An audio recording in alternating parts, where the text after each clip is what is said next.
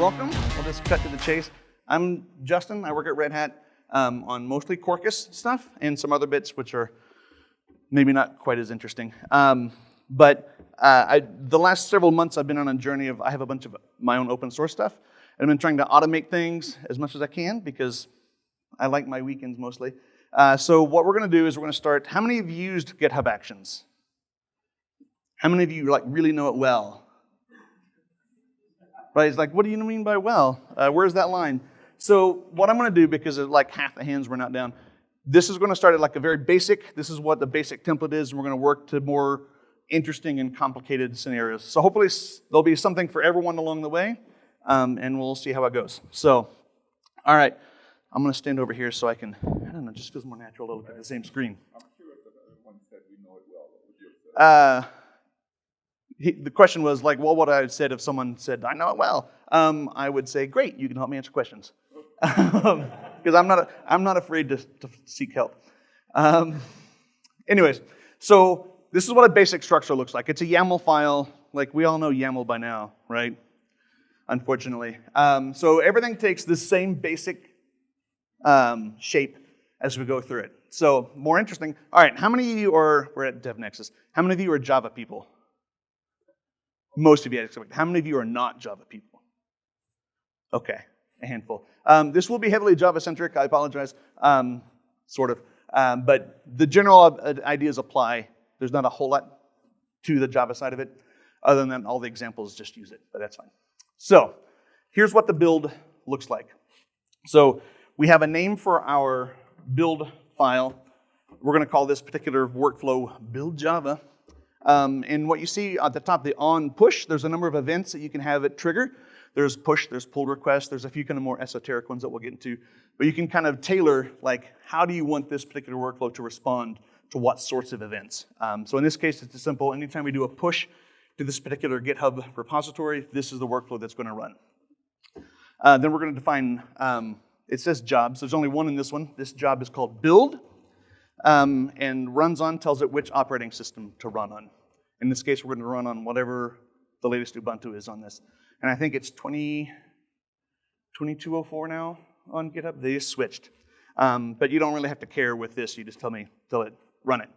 So, all right, so we have a couple of steps. The first one is to check out. And this is it's using a pre-built action for you called, conveniently enough, checkout. And we're going to run version 3 of it. And what this will do is it'll go check out your GitHub project on the, Docker instance that's running, whatever it's running on the cloud there, and it'll check it out into your local workspace. So you can't specify latest here. You have to. You might be able to specify latest. The question is, can you specify latest versus the version? I don't, in spite of using Ubuntu latest, I don't particularly care for using things like that, because when the version changes for whatever reason, for example, the change from V2 to V3 was a breaking change in some ways, and suddenly your workflow stopped working because there was some tweaks.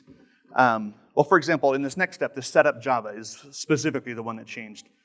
Setup Java V2 looked very different. There was a whole lot of manual stuff that we had to do.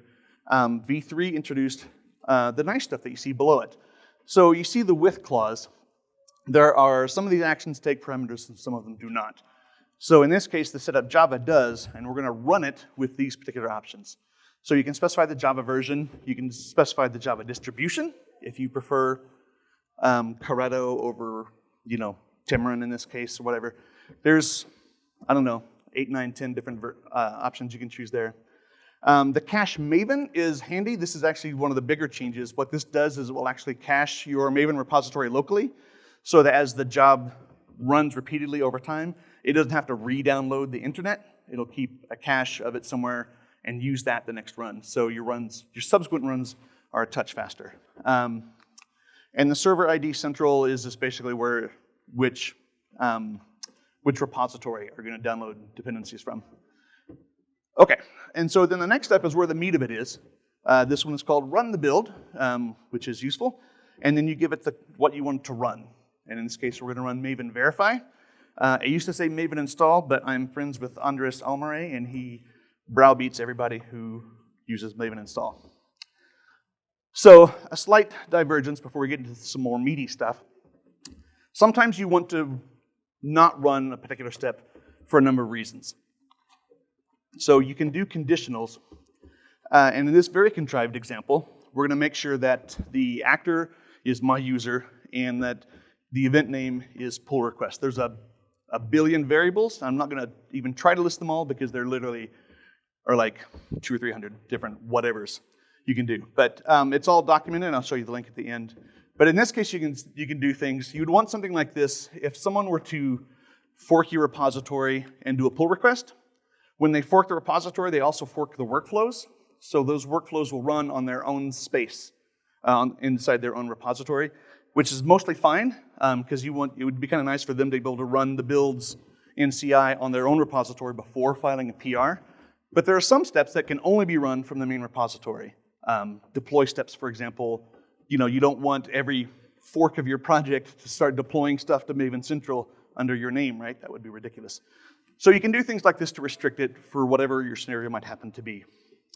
And then, so you can do it up at the job level like we did here, or if you look at the bottom, at the very last one, it says sign artifacts.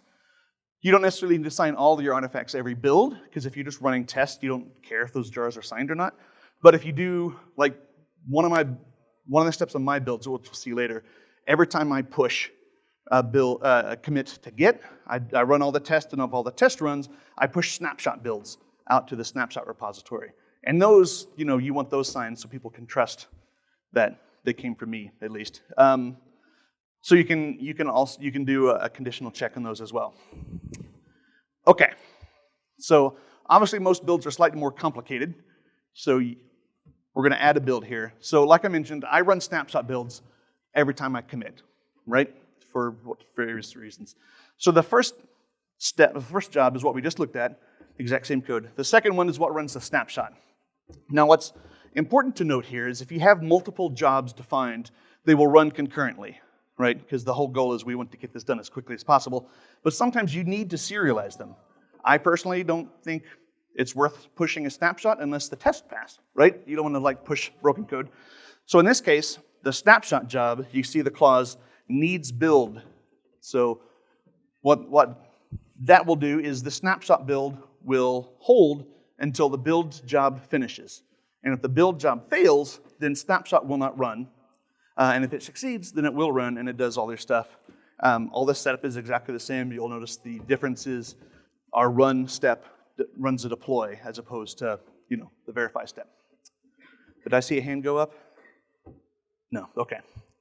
All right, so matrix builds. Just a question on that one. Is there a possibility of configuring this where there is a dependency, but they still run in parallel? The question is, can you have a dependency but still run in parallel? I think I know what you want, but what exactly is your aim in that situation?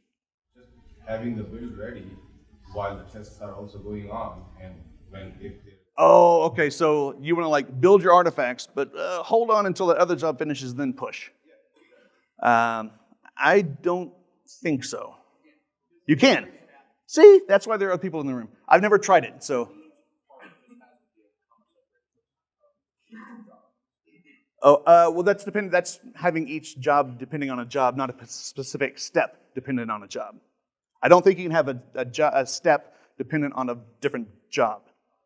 It might be possible. I've never tried it. It's actually never occurred to me. But that'd be interesting, honestly. your build, test, all those things can go in parallel. Right. And then they can converge, wait on things to happen, and then... Right. No, I can see that. I've never tried it, so I can't say for sure, but I'm reasonably sure that it can't. That'll be another job, right? That'll be what? That'll be another job, and the new job's going to meet. In theory, I would do that with a separate job. That's actually, we'll see an example later where I do exactly that. All right, so that's dependencies. We're on this step now. All right, so most jobs are a little bit more complicated than just run the Maven test. I have a separate project that most Java builds, you kind of don't really care what the operating system is or the underlying whatever, because it's Java. That's why we write Java code. But some projects do. I have a project that integrates with MongoDB, so I need to worry about certain operating systems and certain versions of Mongo, for example. So I need to spread out my test and run it with a various array of combinations. So in this case, we're going to introduce a strategy with a matrix build, and we're going to define 3 different tags: the operating system, which Java version, and which distribution to use. So in this case, you can see the operating systems are Ubuntu, macOS, and Windows latest, and then 3 different Java versions, and then 5 different distributions. If it's a pure Java build, way overkill. If it works on one, it's highly unlikely to fail on another one, but for purposes, that's what we got. So where your step then changes, as you come down, you'll look at the Java version line. Now it's no longer 17. We want to reference the matrix variable. So when GitHub spins up these jobs, you'll actually see like a Cartesian explosion of all these matrix entries, and you can substitute each one just by referencing that particular field in your matrix. So we've keyed up the Java version and the Java distribution, and we just reference those variables instead of hard coding values, and then we just run the Maven verify like we did. So what that ends up looking like is this. So this is actually from my project Morphia, not entirely important, but if you're curious, that's where it comes from. So in my case, I have the Java version, the Mongo driver version, and the Mongo server version, because I'm doing like regression tests on older stuff, whatever. But this is what it would look like if you go to the Actions tab on GitHub. You'll see this. So you see on the first column there, I have 2 jobs. One is code audits, which I've renamed like 6 times because I can't find a name that I really like. It's essentially, it runs like style checks and spot bugs and all that static code analysis stuff. And that runs in parallel with the build, which actually does, in my case, it just builds the jar. It doesn't run tests.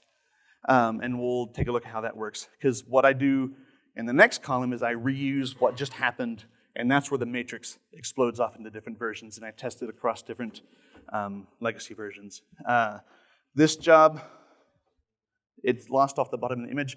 Looks like one of the build steps failed, so you can see the snapshots job is crossed out. It didn't run because something in its needs section was not satisfied. I have a feeling this build often fails on some of these older versions, so that's that. And then I have yet some more stuff. Every time I build, I also update the snapshot documentation, so that's where you see the last one. And then I have another project that uses Morphia that I then test against snapshots. So it's a little complicated for me for probably general purposes, but that's what it looked like with a relatively complex matrix.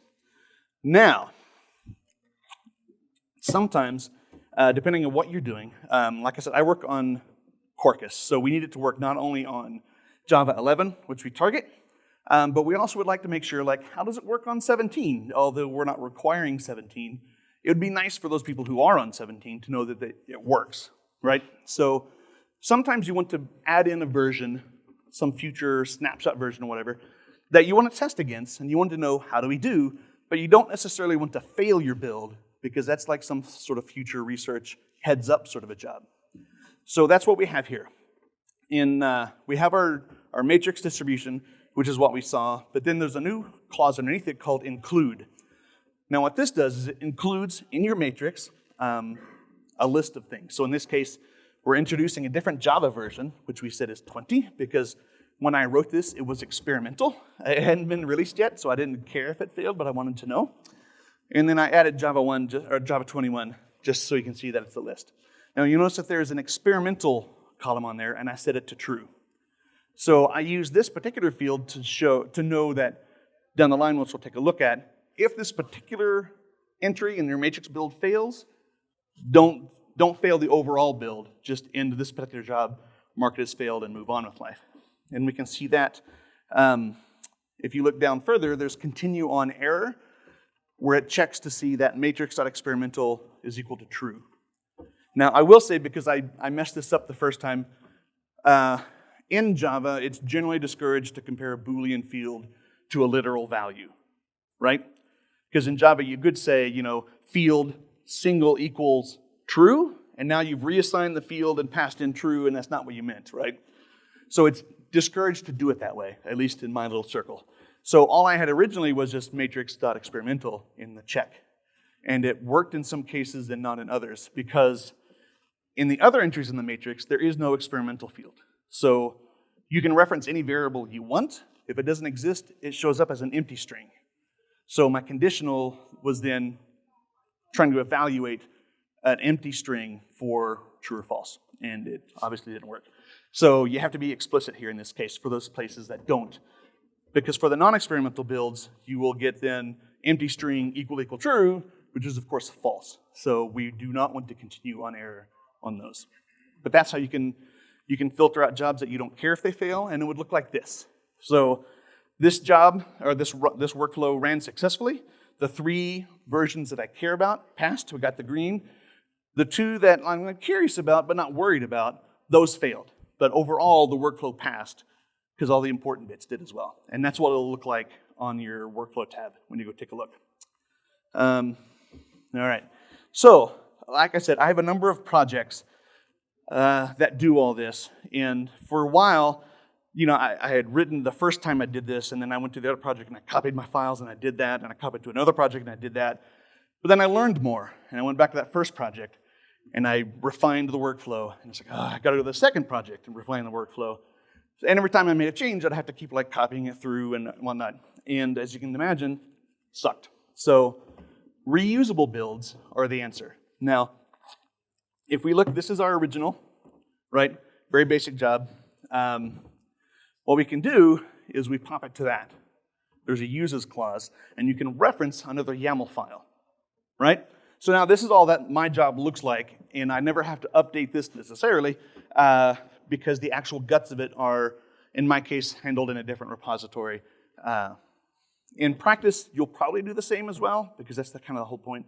And you can do a full, in my case, it's my personal repository. So it'd be in my example, it's evanchuli/workflows/ and then build YAML, I think it is. So you'd qualify it with the full GitHub repo name. So this is what the reused build looks like.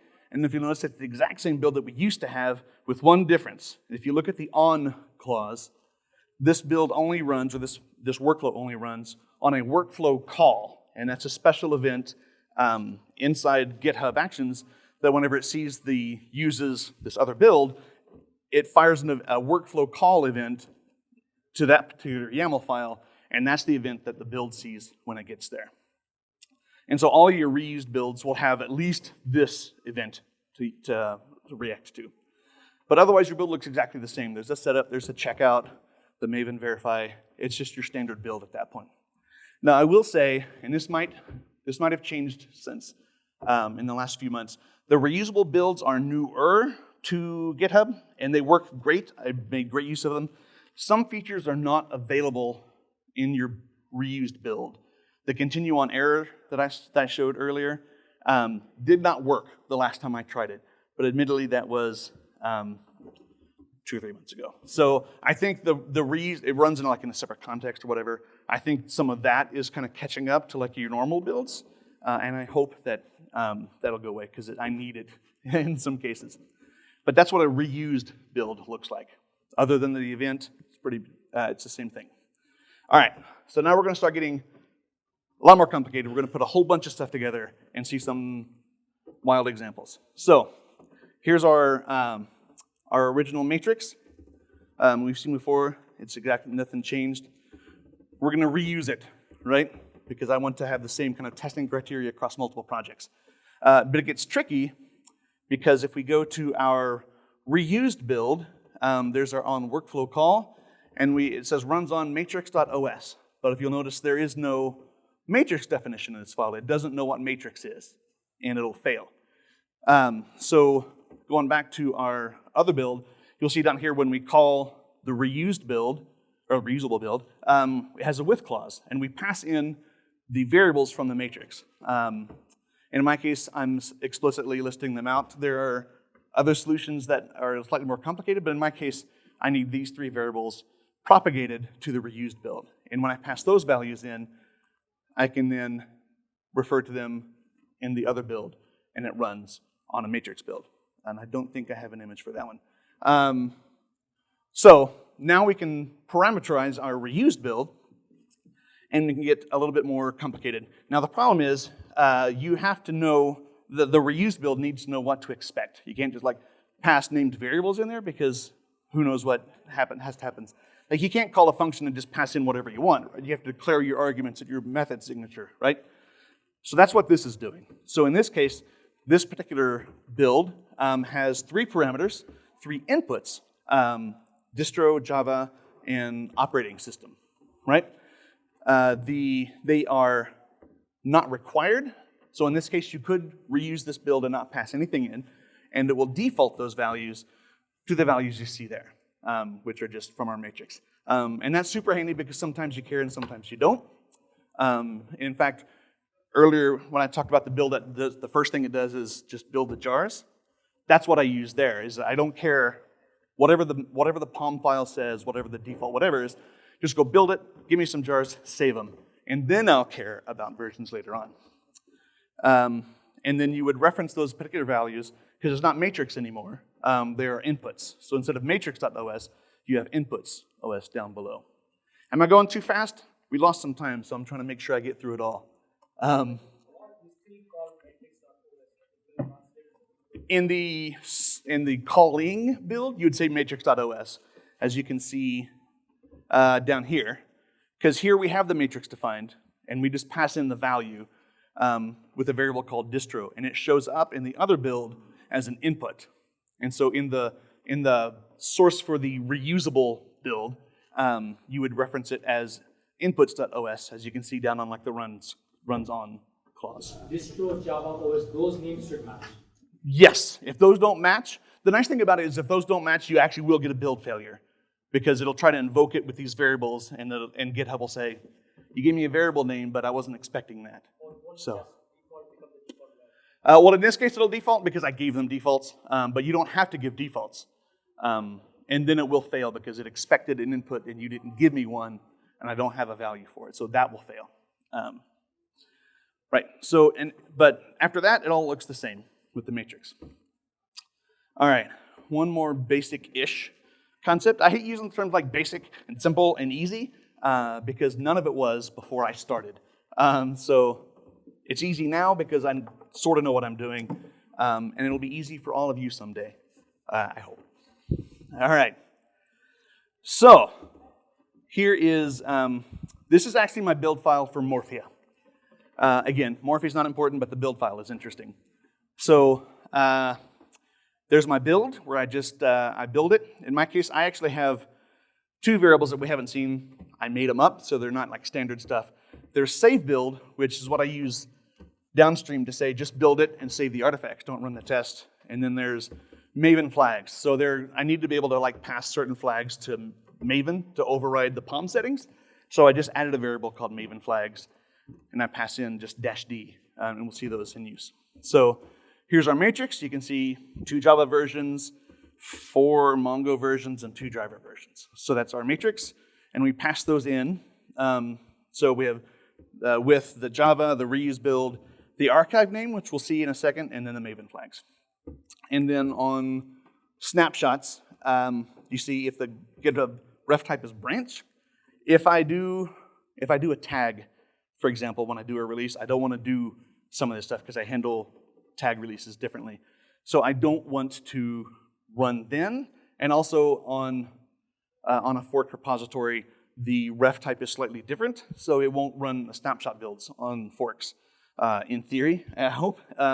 It will certainly fail because you can see down below it says secrets. Has anyone tried to push to Maven Central? Has anyone? Not everyone gets to that part of the job, but there are certain requirements when you push to Maven Central. You have to have a username, you have to have a password, and you have to have, what does it need? Right, it needs the key name, because when you register on Sonatype, you give it like your private key, and there's like a name for it, and it needs to know which name to use. And then there's the GH token is a GitHub token for doing some other stuff inside GitHub itself. But I need to be able to pass those to this reused build, right? So that's what you would do here. You would pass it there at the bottom with the secrets tag, and then give it some names.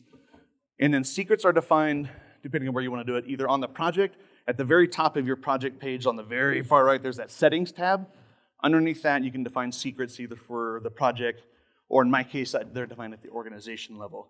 But this references those, so you can reference those secrets without encoding them in your build file, because build files are public, and you don't want to put your passwords and private keys in a public file like that. So this lets you securely reference them, and then they don't show up in the logs. Because even though, if you've ever looked at an action output after the fact, like why did it fail, and there's like 1,000 lines of text, they get very chatty. But it will not put your secrets in that log. All right, so that's the Morpheus thing. So on the reusable side, you can see here, for example, in archive name, I normally don't care about the archive name, except in certain cases, so I default it to the SHA of this particular GitHub commit. So that's unique with every push. And then there's also run ID. So every time a job runs, there's a run ID, and it's a number, and it just increments, I think, monotonically. It might, I don't know. I don't know if it's like a shared counter across whatever's, but it's at least reasonably unique, especially combined with the SHA. So I have some other bits. You can see I default Maven flags to an empty string. So if you don't give me one, we'll just use an empty string. I reuse build and save build. Now I will say, we'll look at this in a second. It is, I think, slightly more complicated than it needs to be, but I wrote this as I was figuring it out, and I got it working, and I walked off. So it could use some refinement, so don't take this as like, you should follow this example letter for letter, because it could probably use some help. And then this is the code audits thing, which runs my stuff. All right, so part 3. Let's see, what are we looking down in here? Okay, so like I said, sometimes I just build the artifacts, and sometimes I run the artifacts. So as you look down right in the middle, you can see build with tests, and I have a conditional. So if I have not passed in save build, and I have not passed in reuse build, we're going to run the install task. I don't care what Andres says, I'm running install, because I need to run the tests and get the jars. So that only runs in that particular case. And the next step only runs, so it's build without test. You can see if the save build input was set, presumably to true, it will run install, because I need those jars, but I'm going to skip the tests, because I don't want to run the test here, because I'm about to run the tests like 800 times in other jobs. And then I save the build. There's an action in the marketplace called upload artifact, and you can sell it. In this case, we're going to call it build and whatever the run ID is, and then the path is like, what files do you want that you want to update?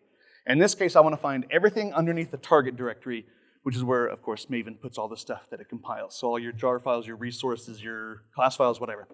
And it's going to upload those, and it's going to retain it for 5 days. The default, I think, is 90 or 30 days, but that just seems excessive. If the next step doesn't work in the next few hours, I don't need it a month later, right? So you can set that to kind of prune, especially if you're running on if you're paying GitHub for stuff, and you're paying for space, you want to pay as little as you have to. So to reuse the build, the first thing we need to do is download what the last step did. So that's what the opposite step is. There's an action called download artifact, and you just give it the name, which is what we just told it.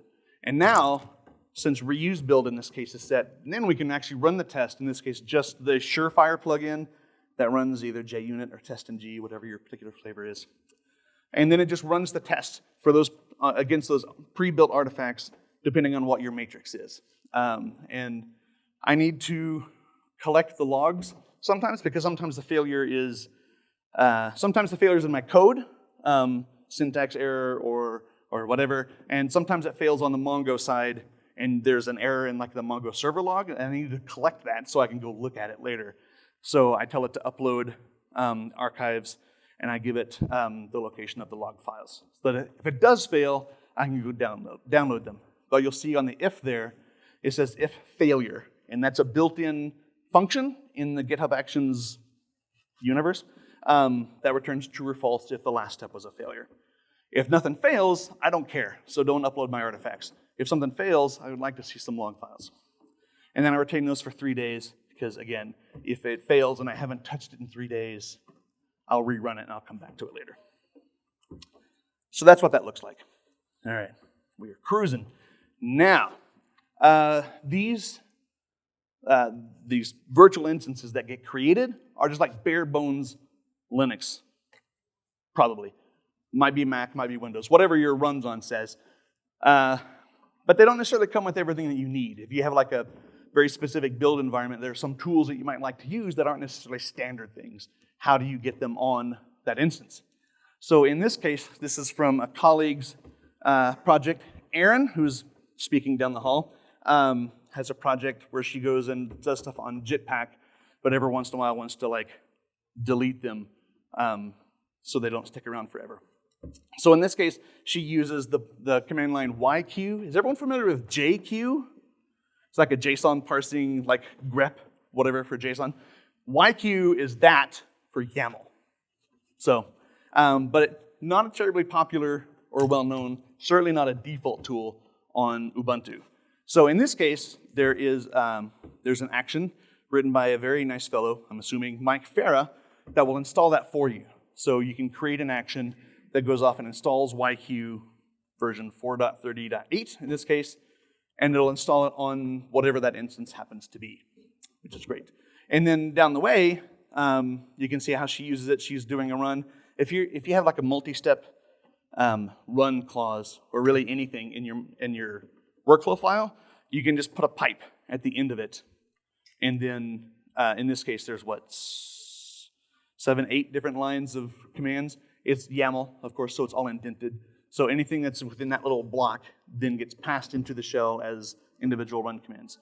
In this case, she's parsing a file, and if it meets certain things, go delete or uploaded tags or whatever. But that's how you can get your custom tools on top of that. Everyone familiar with JBang? Has heard of it? Writing scripts in Java or Kotlin, thanks to this guy. Super handy. We use it in the Quarkus builds, but no Linux distribution installs JBang because none of y'all knew it, so why should it be default, right? So we installed it in something very much like this. You might have to write your own, but I imagine for the more common tools, there's probably an action already to install it. And then you just use it. You just reference it in all your commands, and it works like a chimp. So Quarkus is a monstrous project. It is roughly 1,200 Maven modules in this giant tree. And we run tests in all of them, and then we also rerun all those tests using native mode. If you're familiar with Quarkus, that might make sense. If it doesn't, not entirely important in this particular context. What that means is there's a whole lot of tests that are run, and it can take 3 or 4 hours longer to run a full build every single time. We don't want that. We have better things to do than wait around.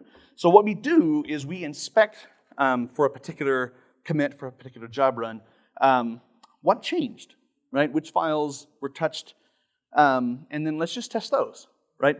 It's not quite that simple because there are dependencies, whatever, but we have a script that will go in and out and say which files changed in which modules, and based on that module set, what other modules do we need to pull in, and let's go run that test. And then that determines which subset of tests that we run on a particular build. So we're getting a little bit more targeted build. And that's what this is doing. I'm going to gloss over some of this because it does get quite exotic, and honestly, someone else wrote it, and I don't entirely understand everything that's going on. Most of it happens in a shell script. But as you can see here, we skip it if it's not in the Quarkus repository, and if it's not on the main branch. If you're off on your own fork on a named branch, this isn't going to run, because why? So what we're going to do is we're going to declare an output, in this case of JVM matrix, and then we're going to give it a name, and then we're going to we have some steps defined to operate on those. And you can see down here at the very last, there's the echo : set output, and we're going to give a name, and it says matrix equal, and then the value of the JSON that gets calculated in the shell script that ran the line above. So in this case, we're running a shell script, we're performing some analyses, and we're spitting out a string of text that we then capture in the JSON variable and then save it to a build variable called matrix. And then you see in the next step, the next build or job, JVM test, on that very first line, the name is JVM test, and we're going to tell you, it's JDK and in this case, which Java we're going to build against. And there's some other steps down and below that, because we compute several things. But you can use this to fine-tune your build if you don't need to build everything, or perhaps if your expression of what your matrix might look like is more dynamic than a static YAML file might support. And it can get very complicated. You can output whatever you want on that. In this case, you can see down below, we're doing a from JSON, so we're actually calculating even more stuff from the JSON that we just spit out. And in this case, it's worth noting that the JVM test job needs build JDK11, which is a different job, and calculate test jobs, which of course is a different job. And then you reference the outputs of those two jobs. Down at the bottom you see needs.calculate test jobs, outputs, blah, blah, blah. You just prefix those particular variables because they're underneath the needs namespace and then the job that generated them. And that's how you can pull them back out in downstream jobs. This gets very complicated. The Quarkus build is almost inscrutable at this point because it's just crazy. So, who's heard of Dependabot? Right? Okay. So Dependabot is a nice tool that GitHub provides that if you enable it, it will go and look at your, and in this case, Maven files. It'll look at Maven, Gradle, NPM. There's like, I don't know, 10 or so different types of build tools it'll look at, but it'll scan your dependencies and it will let you know, like, oh, hey, you're using Jackson. There's a CVE on 2.13. Whatever it was. And there's a release out. You should update to this new version and it'll tell you what it is. And it runs automatically if you tell it to. You can tell it which directory. If we look at the very first one, we're using the Maven package ecosystem. We're going to run on the root of whatever our project happens to be. And you can limit the number of pull requests. When you first turn this on your project, depending on how, I'm an upgrade junkie, so your experience is probably different. When you first turn it on, there could be dozens of things that you just haven't updated because most people don't track dependencies the way I do. And so you get behind, right? But you don't want Dependabot to show up and then open 187 pull requests, right? It's overwhelming. So you can limit it to, the default is 5. I upped it to 10 because I wanted to do more in each byte. You can set it to 100, you can set it to 3, or you can set it to 0 to disable the automatic runs altogether. Okay, I just kicked the thing. I want to make sure the screen was still on. Or you can, with 0, you can disable it automatically. And then you can set an interval. I run it daily, because why not?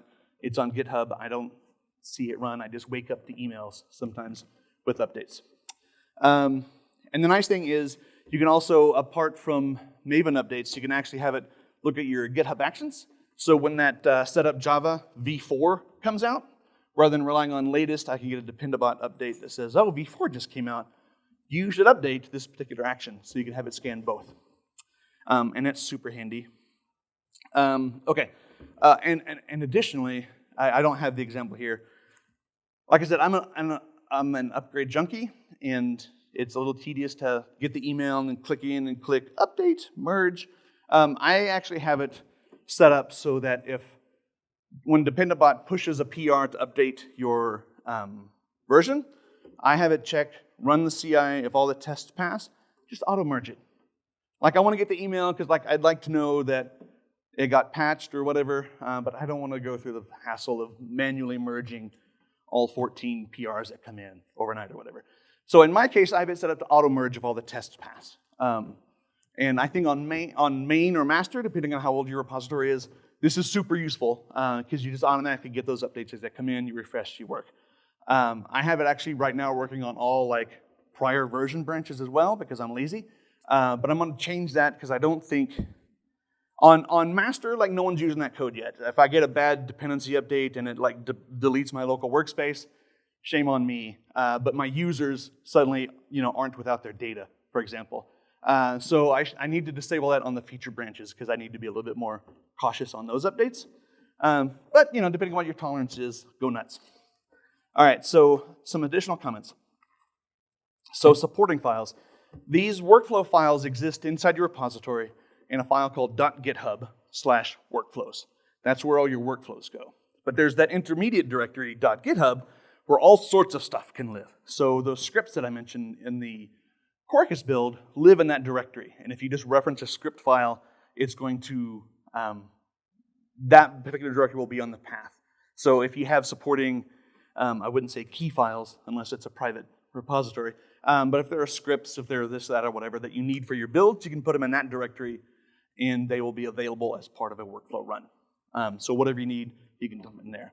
But they are visible to everyone because it is, unless you have a private repository, either a personal or enterprise one or whatever, if it's in that directory, they're going to see it. So don't put your private keys, don't put passwords and whatnot. If you do have passwords, use GitHub secrets, like I mentioned earlier. It's a setting on the repository or a setting on the organization, depending how your project is set up. You can put in auth tokens, SSH keys, data files of some sort if you want to test against user data or whatever.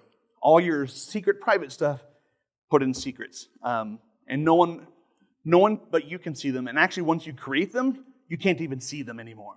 You can edit them and replace them, but if you have if you put in your SSH key in a file or in the whatever, all you can see once you click save is the name of that particular secret. You can't actually see the value of it anymore. So if more people than just yourself have access to that particular configuration option, they're not going to be able to see your password, for example, that you put in there for logging into some internal system.